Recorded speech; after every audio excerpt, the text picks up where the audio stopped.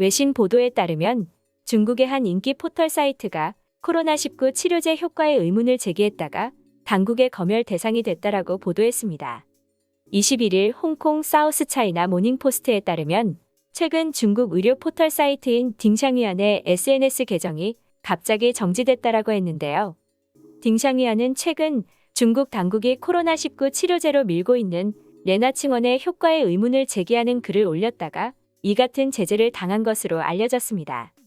지난 4월 딩샹위안은 중국 전통 약품인 레나칭원이 코로나19 치료에 아무런 효과가 없다는 내용이 담긴 글을 게재했으며 또 당국이 이를 치료제로 배포하는 것에 대해 우려를 나타내기도 했는데요.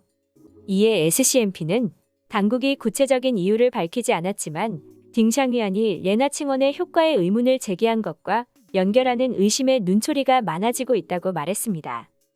앞서도 중국 당국의 여론 검열이 논란이 된 바 있는데요.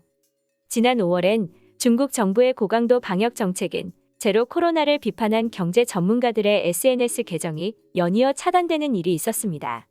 상하이 봉쇄 상황이 담긴 영상과 글을 올렸던 교통은행 계열 증권사 보콤 인터내셔널의 홍하오 리서치 센터장의 웨이보 계정이 폐쇄된 데 이어 동북증권의 수석 이코노미스트 푸펑, 선전 오리엔탈 하버 인베스트먼트의 단빈 대표의 계정도 관련 법과 규정 위반 딱지와 함께 차단됐습니다.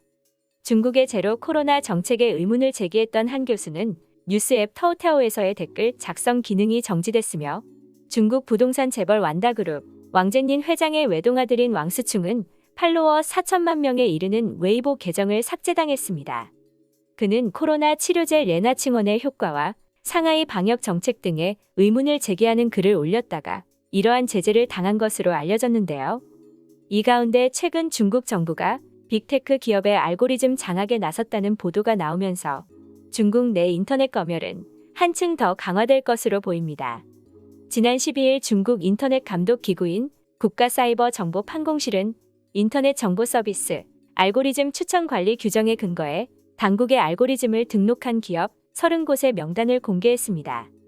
여기에는 텐센트의 위챗과 대표 검색 엔진 바이두, 인터넷 쇼핑몰인 알리바바의 티몰과 타오바오 등 중국인들이 일상에서 자주 사용하는 서비스가 포함됐는데요. 이들 기업이 어떻게 고객들에게 맞춤형 콘텐츠를 제공하는지 결정하는 알고리즘이 중국 당국의 손에 들어간 셈입니다. 이에 중국 내의 인터넷 통제가 검열과 삭제를 중심으로 한 수동적 방식에서 알고리즘을 통한 능동적 방식으로 더 강력하게 이루어질 것이란 분석이 나오고 있습니다.